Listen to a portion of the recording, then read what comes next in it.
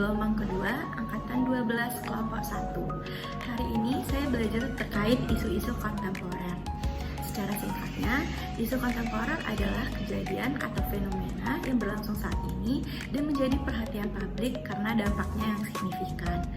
Isu ini bersifat modern, aktual, dan menjadi perbincangan kritis di masyarakat. Secara sederhana, contoh dari isu kontemporer ini adalah yang pertama itu narkoba, kejahatan cyber, dan konflik sosial. Secara lebih luasnya, saya bisa jelaskan contoh dari isu kontemporer ini adalah sebagai berikut.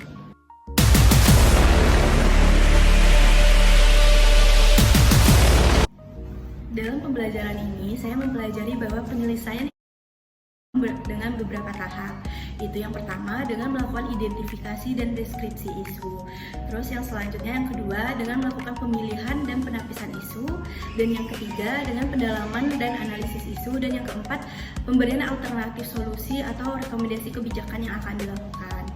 Tahapan ini membantu saya memahami bahwa analisis isu bukan hanya soal mengamati, tetapi juga tentang menyusun strategi penyelesaian yang tepat dan berdampak.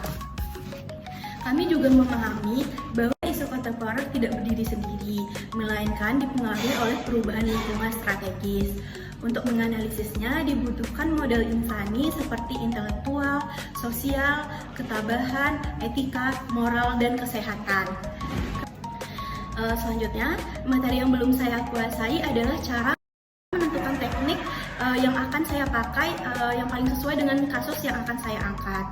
Untuk mengatasi ini, saya melakukan beberapa hal. Itu yang pertama dengan mendalami kembali modul pembelajaran yang sudah dikasih secara mandiri. Selanjutnya berdiskusi langsung dengan rekan kerja di kantor dan mencari referensi tambahan dari jurnal dan artikel kebijakan publik.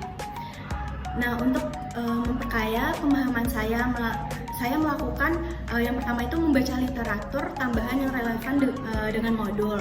Selanjutnya mengikuti diskusi kelompok dan simulasi analisis isu. Pembelajaran hari ini membuat saya semakin sadar bahwa menjadi ASN bukan hanya soal menjalankan tugas administratif, tetapi juga tentang menjadi pribadi yang peka, tangguh, dan berintegritas dalam menghadapi isu-isu bangsa.